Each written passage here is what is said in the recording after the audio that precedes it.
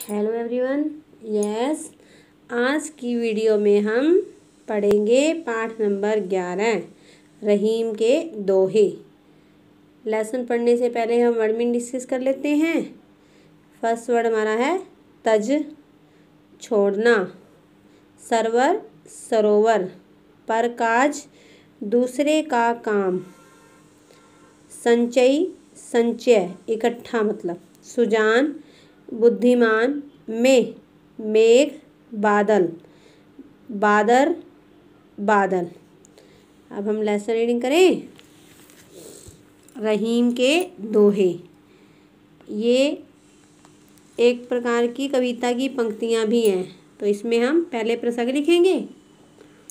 प्रसंग हमने एक ही बार लिखना है। फर्स्ट हमारा स्टैंजा है, कह रहीम संपत्ति सगे, बनत बहुत बहुरीत। विपत्ति कसोटी जे कसे, तेई संचे मीत साचे मीत।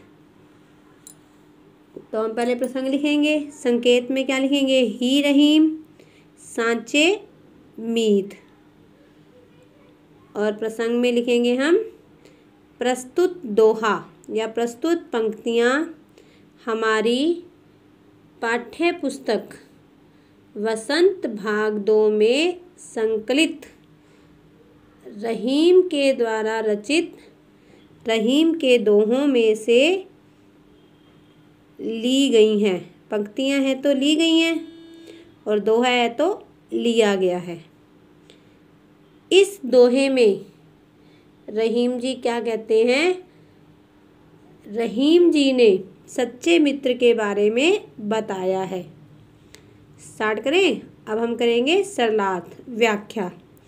कह रहीम संपत्ति सगे, बनत बहुत बहुरीत। मतलब रहीम जी कहते हैं संपत्ति आने से, मतलब जब हमारे पास धन संपत्ति होती है, धन होता है, बनत सगे बनत बहुत बहुरीत, मतलब जो हमारे सारे संबंधी व मित्र बन जाते हैं। कह रहीम संपत्ति सगे, बनत बहुत बहुरीत, मतलब जब संपत्ति होती है, हमारे पास धन होता है, तब सारे हमारे मित्र व संबंधी बन जाते हैं। विपत्ति, विपत्ति होती है मुसीबत। कसोटी जे कसे, ते सांचे मीत। सांचे मीत मतलब सच्चा मित्र। रहीम जी कहते हैं कि सच्चा मित्र तो वही होता है जो मुसीबत पड़ने पर सहायता करता है। कसोटी जे कसे मतलब कसौटी पर खरा उतरता है। जो मुसीबत आने पर सहायता करता है वही जो है सच्चा मित्र होता है। अगला करें। जाल परे जल जात बही, तज मीनन को मोह। रहीमन मछली नीर को, तऊ न छाड़ती छो। प्रसंग हमने एक ही बार लिखना है, फिर संकेत लिख देंगे। जाल परे, लास्ट में छाड़ती छो। अब हम व्याख्या लिखेंगे।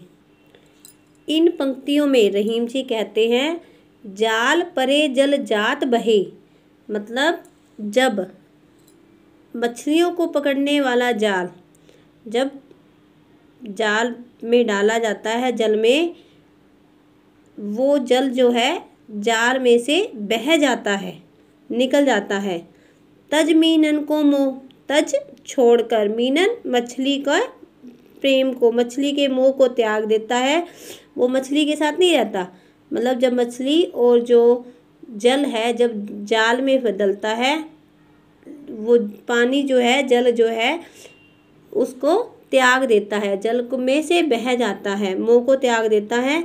रहीमन मछली नीर को, तऊ न छाड़ती छो।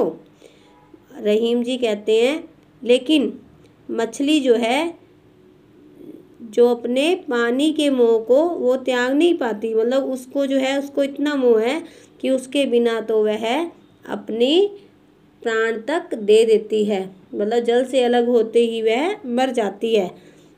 इसका मतलब है जाल जो है उसमें जब पानी में डलता है वो निकल जाता है उसमें से, उससे कोई मछली का मोह नहीं रहता, प्रेम नहीं रहता। लेकिन मछली जो है पानी से इतना प्रेम करती है कि वो पानी से अलग होते ही, जल से अलग होते ही अपने प्राण त्याग देती है। अगला है हमारा, तरुअर फल नहीं खात है, शरबत पियत न पान, कह रहीम पर काज हित, संपत्ति संचय सुजान।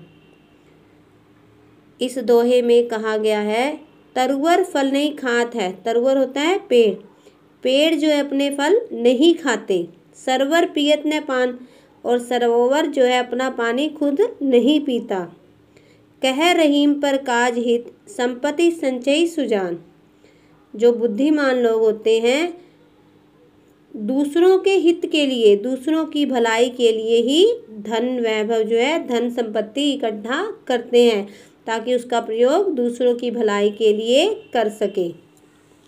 क्या कहते हैं कि जिस प्रकार तरुअर पेड़ अपने फल नहीं खाते, सरोवर अपना पानी नहीं पीता, उसी प्रकार जो बुद्धिमान लोग होते हैं वे दूसरों की भलाई के लिए अपनी संपत्ति को इकट्ठा करते हैं ताकि वे भलाई के कार्य कर सकें। अगला दोहा है हमारा, थोथे बादर कवार के, ज्यों रहीम गह रात, धनी पुरुष निर्धन भय, करे पाछली बात। थोथे, थोथे होते हैं जिनमें पानी नहीं होता, कुछ भी नहीं होता, खाली होते हैं अंदर से। बादल, बादल, क्वार एक प्रकार का मौसम है। ज्यों रहीम गहरात, गहरात होता है कठोर आवाज़ करना। क्या कहते हैं रहीम जी इस दोहे में कि जैसे क्वार के मौसम में आकाश में जो बिना पानी के बादल होते हैं गड़गड़ाहट से की आवाज़ करते हैं, उसी प्रकार धनी पुरुष निर्धन भय, करे पाछली बात। जो धनी पुरुष हैं जब वो निर्धन हो जाते हैं, गरीब हो जाते हैं, वो अपनी पिछली बातों को याद करके घमंड भरी बातें बोलते रहते हैं। उनके पास कुछ भी नहीं रहता, फिर भी वे, उनका अभिमान जो है, घमंड जो है, नहीं जाता। धरती की सी रीत है, शीत घाम ओ में, जैसी परे सो सहे रहे, त्यों रहीम यह दे। इस दोहे में रहीम जी धरती की तुलना इस शरीर से करते हैं। वे कहते हैं जिस प्रकार धरती जो है, यह पृथ्वी जो है, पृथ्वी की तरह ही इस शरीर को होना चाहिए। धरती की सी रीत है, मतलब शीत घाम ओ में, धरती जिस प्रकार सर्दी, गर्मी, धूप, छाया, बादल सभी को सहन करती है, उसी प्रकार जैसी परेसो सहे रहे, त्यों रहीम यह दे। मतलब इस शरीर को भी किसी प्रकार की भी परिस्थिति आए, चाहे सुख आए चाहे दुख आए, सभी को सहन कर ले। उसी तरह मनुष्य को जो है धरती की तरह सहनशील होना चाहिए। ये लेसन हमारा कंप्लीट हो गया है। ये दोहे आपने राइट करने हैं और लर्न करने हैं, और जो क्वेश्चन हमारे लास्ट में हैं उनको हमने ट्राई करना है। वर्ड मीनिंग भी राइट करने हैं।